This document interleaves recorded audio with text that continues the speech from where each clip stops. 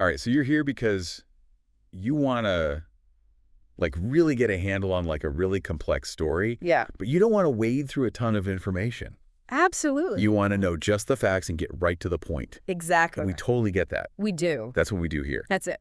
So today we're diving into the disappearance of Laci Peterson. A fascinating case. Yeah, captivated the nation, and it still like sparks so much debate even all these years later. It does, for sure. So let's just like set the scene here. Okay. Modesto, California, Christmas Eve, 2002. Yeah.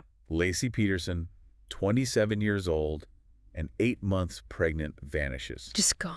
Her husband, Scott Peterson, claims that she went for a walk with their dog Okay. after he left to go fishing at the Berkeley Marina. Right. Which is about 90 miles away. Yeah. So we're going to try to piece together all the details of this story. For sure. We've got a bunch of different sources for this deep dive. Okay, great. We've got a YouTube true crime analysis. We've got a Netflix Tudum article about a documentary featuring Laci's mother, Sharon Rocha. Right. We've got a History.com article detailing Scott Peterson's conviction, Okay. an in-depth look from Simply Forensic, Mm-hmm. and a Collider article that talks all about the different true crime documentaries surrounding the case. Wow. So quite a spread of information to work with. Yeah, definitely. I think between all of these, we've got a pretty good handle on what happened. I think so, too. So our mission here is basically to sift through everything Right. and extract like the essential facts, the key players, Yeah, and the timeline of events, of course. and like especially those controversial elements that make this case so compelling. Absolutely. And our goal is to give you a clear picture of what happened That's the goal. and why this case continues to grip us even today. For sure. Okay, so let's start with that Christmas Eve 2002 Okay. with Scott's initial account of what happened. Right, because that's really where the story starts to unfold. Yeah, so Laci was last seen at their home in Modesto on Christmas Eve. Right. And Scott reported her missing, Mm-hmm. and he said that he'd been fishing at the Berkeley Marina. Right. Now remember, she was 8 months pregnant with their son Connor at this time. Of course, a crucial detail. Yeah. And when Laci wasn't at her mother's house, Where Scott thought she'd be. yeah, her family then officially reported her missing. It's interesting, though, that Scott just assumed she would be at her mother's house. It is, right? You'd think on Christmas Eve there would be some sort of confirmation of plans, Yeah, you would think, especially on a holiday. especially on Christmas Eve. Yeah, exactly. So that right away raised some eyebrows. Absolutely. And adding to that early concern, a neighbor found their golden retriever, Mackenzie. The dog. Yeah, wandering alone with its leash still attached. Oh, wow. So the dog's out wandering around. Yeah, and this doesn't really line up with what Scott was saying. Right. Because he said that Laci had planned to go for a walk that morning. With the dog. Yeah, and that she was going to bake gingerbread cookies and buy special bread for French toast. You know, painting a picture of a typical Christmas Eve morning. Right, and that just makes the disappearance even more unsettling. Yeah, it does. Like, why would she just vanish in the middle of all that? Exactly. And he also mentioned loading patio umbrellas into his truck. Patio umbrellas. Yeah, he said he was taking them to his warehouse Okay. and that he filled a mop bucket for Laci so she could clean while he was gone. A mop bucket. Yeah, I know it seems like a small detail, but it really stood out to investigators. It does seem a little out of place given that it was Christmas Eve. Yeah, it's not like a normal everyday chore. Exactly. And here's where things start to get a little contradictory. Okay. Scott initially told some people he was going golfing, Okay. but later he changed his story to fishing. Interesting. Yeah, and he said it was too cold to golf that day, Okay. but that change in alibi immediately raised suspicion. I can see why. I mean, even small inconsistencies like that Yeah, can unravel a whole story. exactly. And investigators pick up on those things right away. Yeah. They do, because it makes you question the whole account Right. if one part doesn't add up. Exactly. So he said he went to his warehouse to get his boat Okay. and then drove to the Berkeley Marina, Right. and he bought a boating ticket at 12:54 p.m. Right.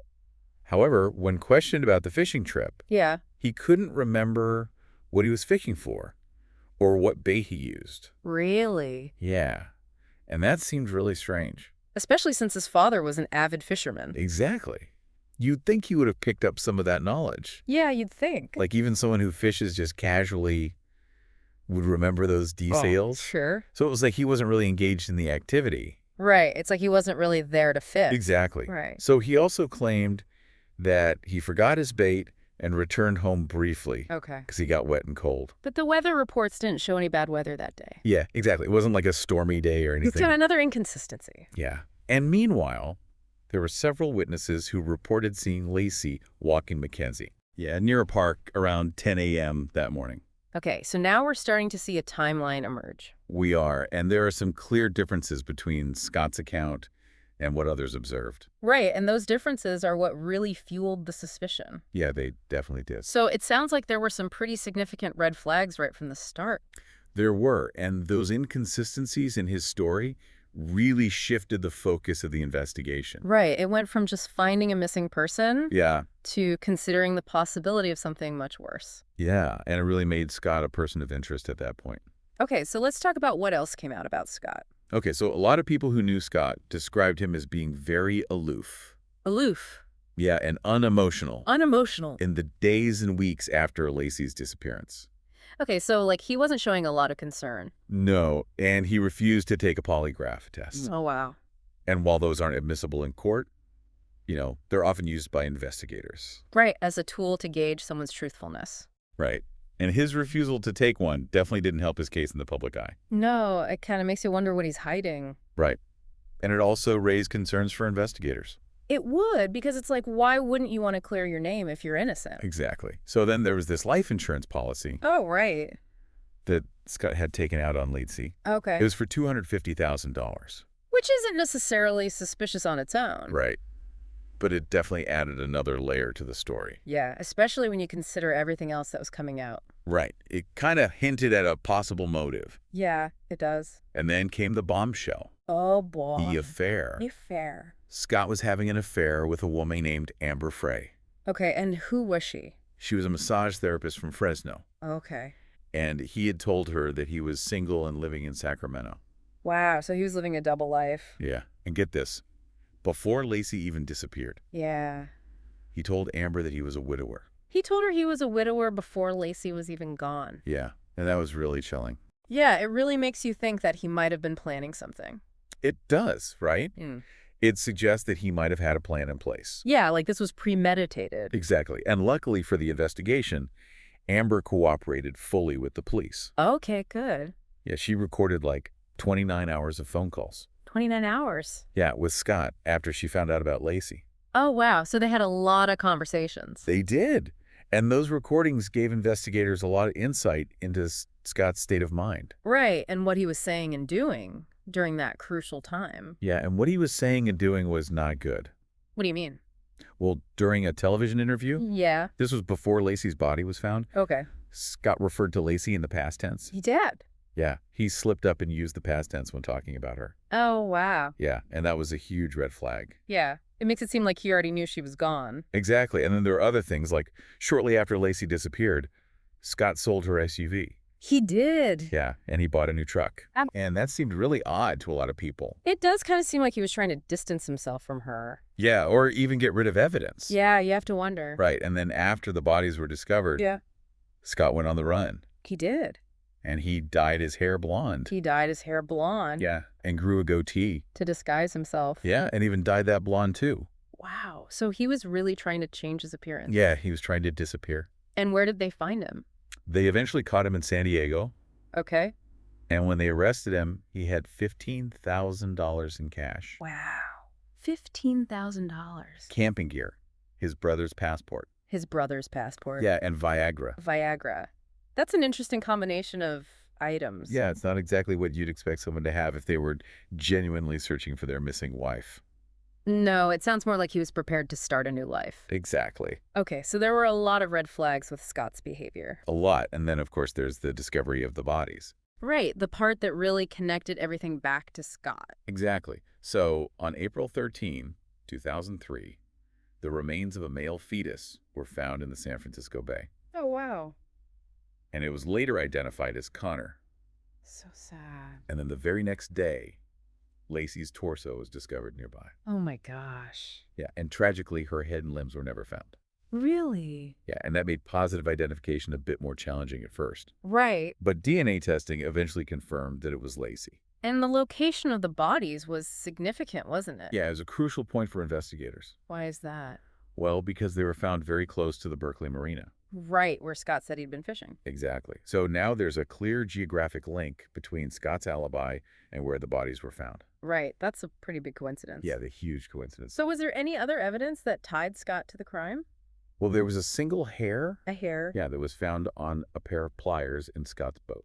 In his boat? Yeah, and it was consistent with Laci's DNA. But because it lacked the follicle, they couldn't get a 100% positive DNA match. Right.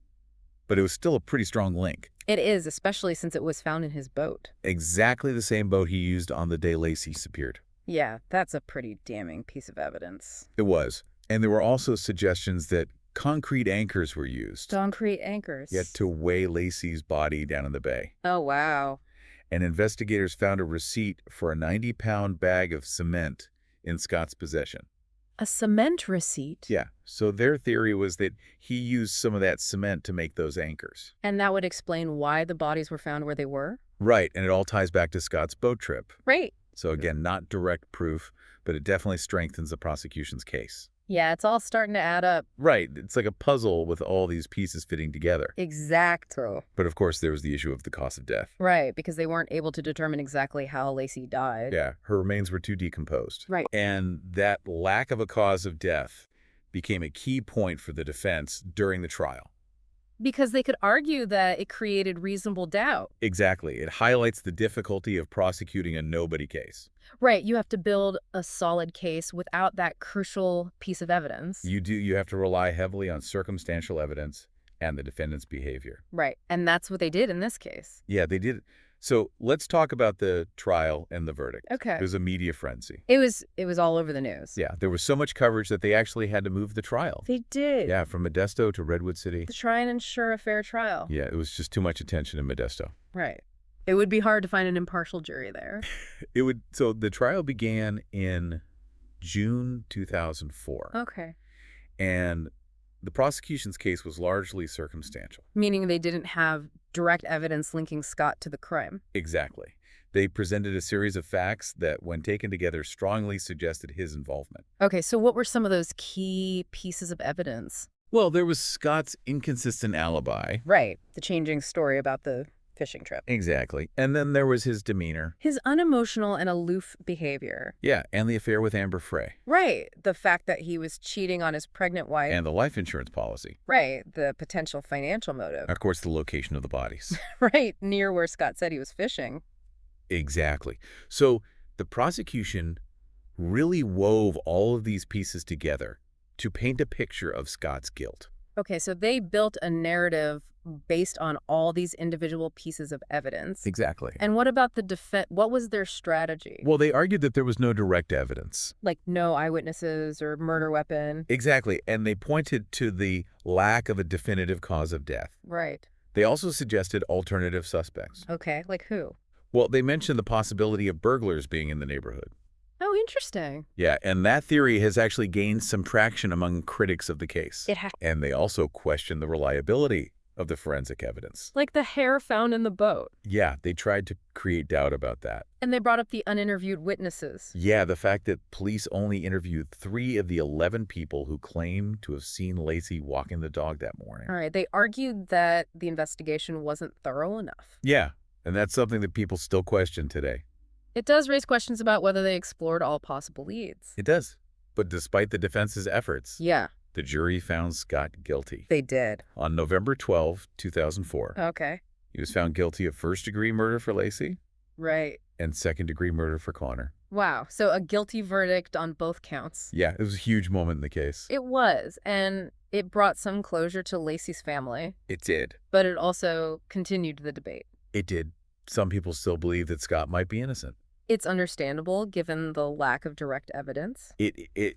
So Scott was sentenced to death in 2005. Right. But of course, the legal battles didn't end there. Right. There were appeals and ongoing legal challenges. Yeah, there were a lot. And in 2020, the California Supreme Court overturned Scott's death sentence. They did. Yeah, they cited some errors in jury selection. What kind of errors? Well, they said that the court dismissed potential jurors who expressed opposition to the death penalty. Okay. But they didn't properly determine whether those jurors could set aside their beliefs and follow the law. Oh, I see. So it was a procedural issue. Yeah, but importantly, the court upheld Scott's conviction for the murders. Okay, so he was still guilty. Yeah, they just overturned the death sentence. Right. So in 2021, he was resentenced to life in prison without the possibility of parole, Okay. but the legal challenges are still ongoing. Really? Yeah, there are claims of juror misconduct. Juror misconduct. Yeah, specifically involving juror number 7. Okay. And they're saying that she didn't disclose some information about past domestic legal issues. Oh, so that could have potentially biased her against Scott. Exactly, and the defense has argued that this warrants a new trial. And what's happened with that? Well, they've had hearings about it, Okay. but as of right now, there's been no final decision on a new trial. So it's still up in the air. It is, and then there are always those alternative theories floating around. Right, about who might have killed Laci. Yeah, some people still believe that she was kidnapped and murdered by someone else. And they point to the lack of direct evidence linking Scott to the crime. Exactly, and the fact that there were those initial reports of other potential suspects. So there's still a lot of uncertainty surrounding the case. Yeah, there is. And it's important to remember that at the heart of all of this Yeah, is a real human tragedy. it is. Laci's mother, Sharon Rocha, shared her perspective in the documentary American Murder, Laci Peterson. Okay. And she talked about how she actually had an uneasy feeling about Scott. She did. Yeah, even before she met him. Wow, really? Yeah, she said she just had a gut feeling about him based on things Laci had told her. It's interesting how those instincts can sometimes be so powerful. They can. And the director of the documentary said that they really wanted to refocus the narrative on Laci. Yeah, I think that's important because she often gets overshadowed by Scott. She does, and I think the documentary does a good job of giving her a voice. It does. And it shows the impact that this crime had on her family. Yeah, it's a reminder that behind all the legal and forensic details, Yeah, there are real people who were deeply affected by this. right. Okay, so we can't talk about this case without mentioning the media. No, we can't. The media attention was huge from the very beginning. It was a media circus. It was, and it definitely played a role in shaping public opinion. It did, and it probably even influenced the investigation in some ways. Yeah, for sure. As soon as Laci was reported missing, Yeah. the national media picked up the story. It was everywhere. It was, and that pretrial publicity was so intense It was. that ultimately led to them moving the trial Right. to try and find a more impartial jury. Yeah, it would be hard to find anyone who hadn't already formed an opinion. Exactly, and the media often portrayed Laci Yeah, as this beautiful, young, pregnant woman. the perfect victim. Right, and then they contrasted that with Scott, who was portrayed as cold, Right. deceptive, and potentially dangerous. Yeah, they definitely painted him as the villain. They did. And while those portrayals might have reflected some of the evidence, Yeah. it's hard to deny that they also contributed to the public turning against Scott. Right. It's hard to be objective when you're constantly bombarded with that kind of information. It is, and there's been a lot of debate about whether the media attention might have influenced the investigation or the trial itself. It's a valid concern because it raises questions about Scott's right to a fair trial. Exactly right. It's a fine line between keeping the public informed Yeah. and ensuring that a defendant gets a fair trial. Yeah. You don't want the media to be influencing the outcome. You don't. Hmm. So here we are at the end of our deep dive, and we're left with this really complex web of circumstantial evidence, It is a complex case. unanswered questions, Yeah. and ongoing legal battles. Right. It seems like this case is never really over. It doesn't, and it really shows the challenges of achieving justice when you don't have that clear-cut evidence. Yeah, it's hard to get a conviction when you're relying solely on circumstantial evidence. It is, and I think the public is still so fascinated by this case. Yeah. Why do you think that is? Well, I think it's a combination of factors. Okay. You have this seemingly perfect young couple, Right. and then this horrific tragedy. The pregnant wife disappears. And the nature of the crime is just so shocking. It is. And then there are all these legal twists and turns that Mhm. keep it in the news. Yeah, it's like a never-ending story. It is, and I think it also taps into our fears about trust and betrayal. It does. It makes us question the people closest to us. Yeah, you never know what's going on behind closed doors. You don't. So it's a fascinating case, but also a very sad one. It is. So as you're thinking about this case, I want you to consider this. Okay. Despite Scott's conviction Yeah. and all the evidence that was presented, Right. there's still this lack of definitive physical evidence. Linking him directly to the crime. Yeah, and there are still questions about other possibilities. Right. Like, what if somewhere else did it? What if, so given all that, Mm-hmm. what does this case tell us about truth and justice in high-profile cases? That's a good question because it makes you wonder if we're getting the whole story. Right, it makes you question everything you think you know. It does. And I think that's what keeps people coming back to this story. I agree. It's the mystery and the uncertainty. And the search for answers.